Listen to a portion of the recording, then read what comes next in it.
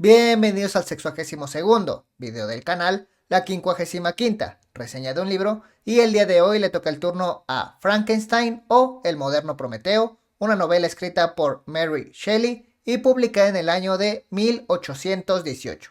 Este video puede contener spoilers. ¿Cuáles son los límites de la moral que rodean a la investigación científica? ¿Es acaso una obsesión menos dañina únicamente por la intención de su objetivo principal? ¿A qué extremos está dispuesto a llegar con tal de obtener respuestas? Estos temas y más se pueden ver en esta novela. Pequeño resumen. Nuestra historia sigue la expedición de Robert Walton, un hombre interesado en obtener conocimiento a través de un viaje al Polo Norte. Su aventura parece provenir de su necesidad de ser alguien reconocido, de sentar un precedente en la ciencia. Durante su viaje, mientras su barco está inmovilizado por una repentina helada, se encuentra con un hombre moribundo en el hielo. Tras rescatarlo y procurar su bien, este se presenta como Víctor Frankenstein, un hombre cuya existencia ahora solo está encaminada a una única empresa: destruir a la criatura que ha arruinado su vida. La historia de Frankenstein es la historia de la obsesión. Víctor era un hombre común, que desarrolló un profundo interés por cómo funcionaban las cosas,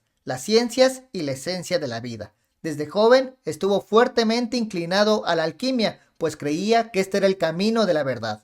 Tras la muerte de su madre, atiende la universidad, instruyéndose principalmente en la química y en la biología, descubriendo que la alquimia es motivo de burla entre los académicos, por lo que, desechando sus antiguos métodos, pero no sus temas de interés, demuestra ser un alumno ejemplar. Sin embargo, lo que empieza como una pequeña curiosidad y una gran habilidad para los estudios desemboca en una obsesión de trabajo, en un reto a su propia capacidad para lograr lo que nadie más ha logrado. Es así que tras un largo aislamiento culmina su más ambicioso proyecto y logra insuflarle vida a un ser creado a partir de materia inerte, un hombre construido con la carne muerta de otros hombres. Y es aquí donde podemos empezar a ver uno de los principales temas de esta novela. ¿Requerirá la ciencia un límite moral? La historia nos cuestiona por todos aquellos avances científicos y tecnológicos que, más que proveer una solución a una problemática de la sociedad, son simples demostraciones vacías de poder y de capacidad. Este tipo de investigaciones no busca el progreso, sino hacer una declaración de inteligencia sin pensar en las consecuencias de sus acciones.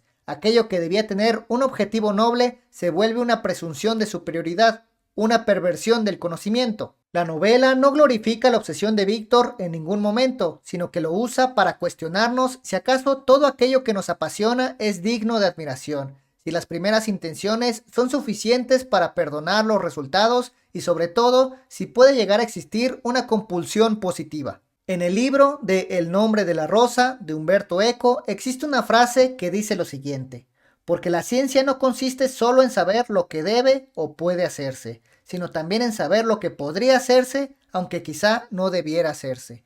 Y me parece que engloba de manera bastante acertada el dilema de nuestro protagonista. Víctor se vuelve consciente de su error al momento de despertar de la criatura y siente aversión por lo que ha hecho. Se aterroriza no únicamente por la estética y la forma de esta, sino porque, tras la emoción del momento, se da cuenta de que ha creado algo antinatural, algo que no debería haberse creado. Y tras aquel tiempo invertido en esta obstinada empresa, decide abandonarlo en un intento de lavarse las manos. El libro hace un contraste entre Robert Walton y Víctor como un solo individuo en diferentes etapas de una misma pasión, siendo Frankenstein el destino que la guarda a cualquier persona que conlleve su obsesión hasta sus últimas consecuencias, sin tomar en cuenta algo más que su propio ego. Es aquí que entra en juego el segundo nombre de esta obra, el moderno Prometeo.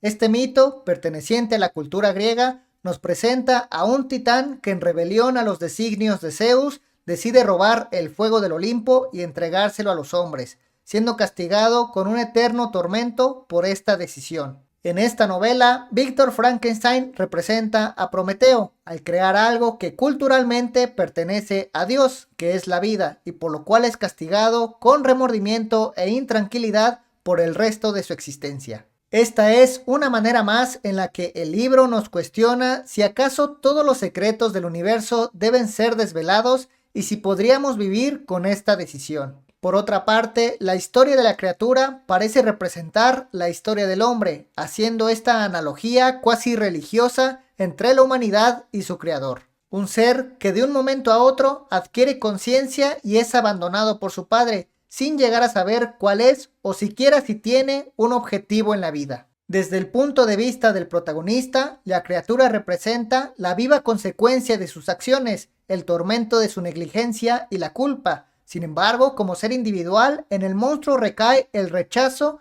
y la inconformidad con la naturaleza. Este personifica la búsqueda de respuestas que pueden incluso no existir y la discordancia entre lo que debería ser y lo que es en realidad. No solo lamenta el potencial de lo que su vida significa, sino que sufre las consecuencias de su desafortunada creación. Esto se puede ver en el hecho de que él se autopercibe como el que pudo ser Adán, pero terminó siendo un ángel caído. Aun cuando él es un ser inteligente, autodidacta y sin una pizca de maldad innata, se le puede ver menospreciado y repudiado por su físico, lo que provoca que lentamente se vaya formando un desprecio hacia la misma humanidad, haciendo que nos cuestionemos si lo que nosotros consideramos monstruoso no es simplemente una discrepancia con la belleza y el rechazo a lo diferente, a lo discordante, sea más aberrante que la forma en sí, dejándonos como una última reflexión. Si este ser vino al mundo únicamente para sufrir, abandonado por su creador, rechazado por todo aquel que encuentra y destinado a pasar su vida en soledad, ¿no será acaso la humanidad la creadora de sus propios monstruos? Si lo consideramos un hombre, el trato que ha recibido de parte de toda la sociedad es simplemente inhumano. Si lo consideramos un animal, se abre la discusión de qué es el alma y de dónde surge. Y si lo consideramos una máquina, la discusión se vuelve entonces ¿dónde empieza la vida? Para mí, esta novela es un 5 de 5. Un verdadero clásico, considerado por la gran mayoría como la primera obra de ciencia ficción moderna, y puedo entender realmente por qué. La novela nos plantea el dilema moral que existe entre lo que se puede y lo que se debe hacer. Un tema que a cada paso de la ciencia y la tecnología se encuentra presente y que no pierde relevancia incluso después de tantos años. La historia nos hace reflexionar sobre el destino y el objetivo que recae sobre nuestra vida y cómo se puede corromper al momento de no encajar en el lugar en el que nosotros creemos pertenecer. Está escrita de manera epistolar, lo cual significa que lo que nosotros estamos leyendo son cartas del señor Walton dirigidas a su hermana. Tanto la expedición principal como la posterior historia de Víctor la podemos ver a través de esta correspondencia. Algo que me parece bastante interesante es cómo se ha tergiversado tanto la forma de la criatura como su inteligencia. A lo largo de la cultura popular se nos muestra al monstruo como alguien tonto, lento de pensamiento y torpe en sus movimientos. Sin embargo, no existe nada más alejado de la realidad. El monstruo es de hecho increíblemente inteligente, un ser que aprendió el lenguaje únicamente con ver a otras personas hablando y que tiene reflexiones constantes sobre su propia existencia y los motivos de su creador. Esto sin duda me parece una ironía misma de la novela, donde la representación estética de la criatura define cómo es que nosotros la percibimos, guiándonos únicamente por el factor estético y nublándonos a cualquier juicio posterior. La novela está escrita de una manera bastante propia. Todos los personajes se dirigen con una elegancia incluso en sus peores momentos. Y si bien esto me pareció algo bastante curioso y divertido por la manera en la que se expresan, realmente es algo que no afecta a lo largo de la historia. Como mencioné anteriormente, la obra es considerada como la primera de ciencia ficción moderna. Sin embargo, no se va por el lado técnico de este género. No tiene un rigor científico ni es complicada en ese aspecto. De hecho, factores como la forma en la que se realizó o se dio vida a la criatura se obvian y quedan únicamente como elementos a la imaginación del lector. En vez de eso, la autora es muy descriptiva de los paisajes y las localizaciones, haciendo que la historia sea realmente inmersiva.